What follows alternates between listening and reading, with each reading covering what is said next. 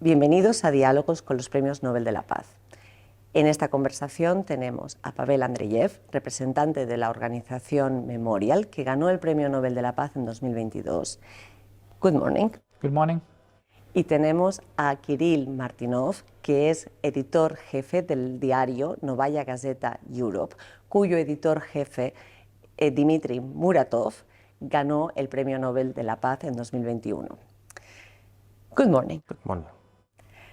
Could you please share the story behind your organization, please?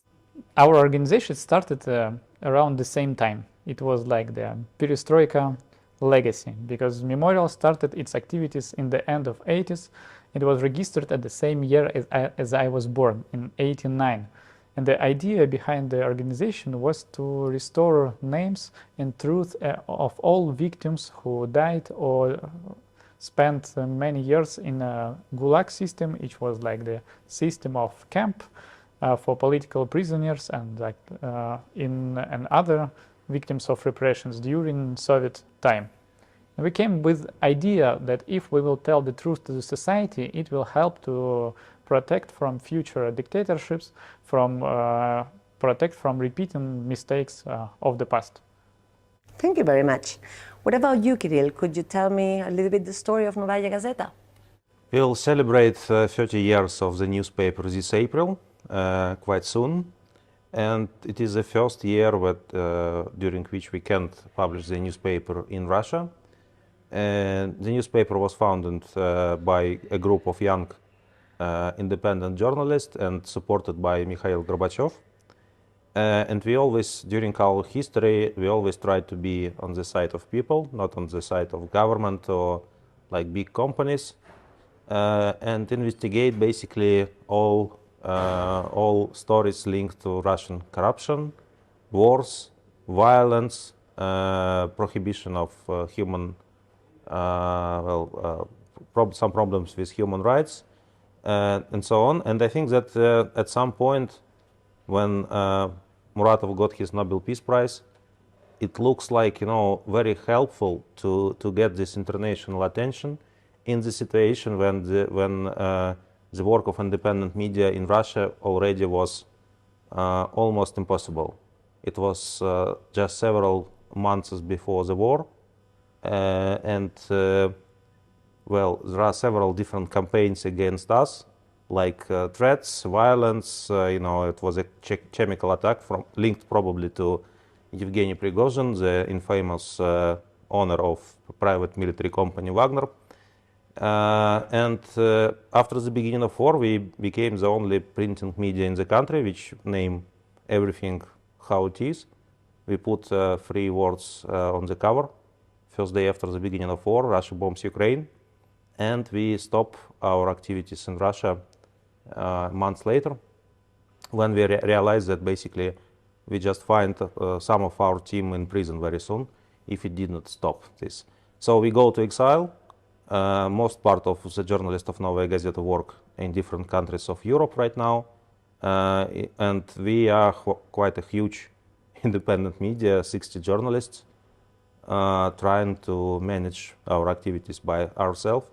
It was an interesting experience during last year, basically, and we try to do what we can to inform Russians about this war and different problems of our country. Is the Nobel Peace Prize making your life easier or is making it harder? It makes the life harder, I would say, because we got this Nobel Peace Prize and the most unpeaceful year of modern Russian history, the most bloodiest year. And because many people start to think, did we deserve this Nobel Prize if we did not stop what's happening right now? And we feel like the huge responsibility for it, and that's why it's like we consider it like not only a award for what was done, but like an advance for the enormous amount of work that should be done in the future. What about you, Kirill? I think Nobel Peace Prizes have nothing in common with life. I mean, I don't get my villa on Mediterranean Sea or something like this. And if you speak about our profession, I think it helps a lot, mostly because we just understand that, someone from outside, someone who represents international community, really appreciate what we are doing, and that means that we have, more and more power to struggle, to continue to struggle. And what's the situation of independent media in Russia currently? All remaining independent media are exiled. You can still, report some minor issues inside Russia, and there are several local outlets who continue to do it. But if you want to cover the topic number one, the war, you have to leave country because you can't be journalist in prison. And Russian legislation these days ban people to cover or to, to make some messages about war using any other sources besides of official statements of Russian Ministry of Defense, which basically means that journalism is over. Because you can't, cover the story using the one side and basically the information from the aggressor only. What about organizations like yours? Are they still active and working effectively in Russia? Effectively, I cannot say that we can work effectively because we, as many other independent organizations, are under huge attack from the government, unfortunately, and the memorial lost its headquarters because the government decided to stall it, and it was like the very important place where we kept our archive, where we kept the huge library devoted to names of victims of Soviet repressions. And this headquarters also was a place for lots of civic educational events, trainings, seminars, lectures were taking part there. Now it's became impossible, and of course, like we also see the restrictions of public speaking. There is no opportunities to do public rallies. We don't have access now to universities because it's forbidden to cooperate with any government institutions. So it's pretty hard time, and especially because as many journalists, civic activists also left the country, and we have up to 200 memorial activists or employees who decided to left Russia because of the fear of the repressions or because of impossibility to continue its work. And in this context then, how is it possible for youth in Russia to work for a better future for Russia? I think that for youth it's a little bit easy because they have an advantage in time, because like the time is the time is the worst enemy for any dictators, and any dictatorships usually going to the end. So I think that for youth it's enough time to wait. So they for sure will see the end of the regime. But also they are, because very active in the internet, so they can continue consume independent news. They can find new ways of how to communicate with each other and to pay more attention to the digital security and to protect themselves if they decide to do something which is not supported, unfortunately, nowadays inside of the country. I see. More than 60 journalists from Novaya Gazeta are working in exile in Europe. Is it working from exile an easy task? Not at all. The main concern is how to provide safety for those people who report Russia, and it's hard to transfer money for them because we have to pay them for the work, and it's almost impossible because of sanctions and also because of insecurity of such transfer for the recipients. The other problem is how we can deliver information back to Russia, because the level of this wartime censorship in Russia is like a record one. I think that the freedom of speech, is on the lowest level since perestroika times, so since the time of Soviet Union. Most international social media blocked, all our websites are blocked too, and so on. So we try to be, not only journalists, but also people who try to find some solutions how we can deliver more information and how this information can be more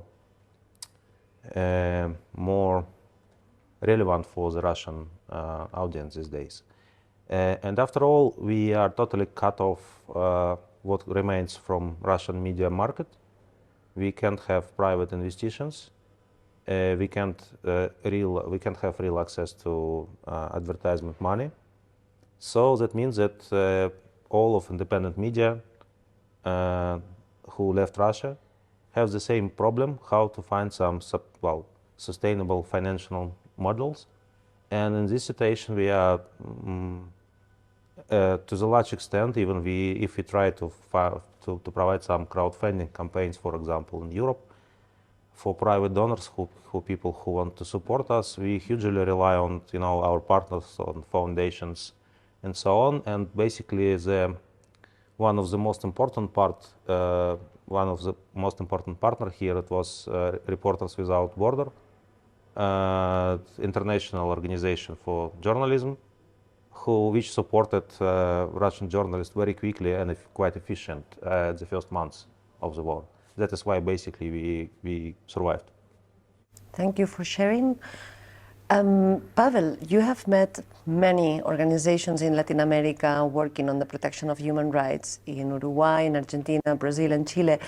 Is there any chance for an international cooperation for the protection of human rights? I think it's only one option to communicate with each other and to do something international when we face so enormous challenges to human rights, when we see so many deaths, when you see so many destructions, when you see millions of refugees. This is only one option to unite our activities to do the same thing which people from other countries do, and to help to all these victims in one hand, but also it's very important to do activities internationally, because it's very important to show to the whole world that the human rights, it's not like what is supported only in part of the world. This is like the real global value and global task. I see, thank you. Kirill, the last question is for you.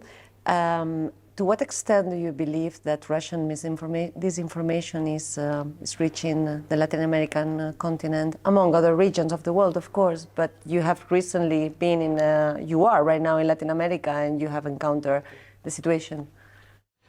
I think that Latin America is a perfect example how Russian disinformation tried to provide fakes and corrupt societies across the globe, because it's quite easy, to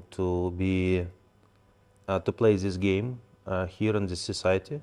From the one side, most of the society in Latin America are quite open in terms of freedom of speech, so you can easily register your media and start your media business, let's say.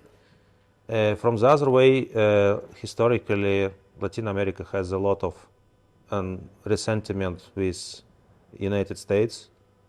And that means that any anti-American source of information seems to be more trustable for the people than mainstream medias. And also one of the really important thing here is that in many countries professional journalism are quite expensive for readers and for viewers. You have to pay for the content. And Russian propaganda like RT, they share all the information for free, because they have a lot of money grabbed from Russian taxpayers, and so it seems to be a quite successful business, if you can say so, of disinformation and corruption. And I think that basically it's a hard choice for democratic governments of the region, because at some point, obviously, they have to do something with this Russian propaganda.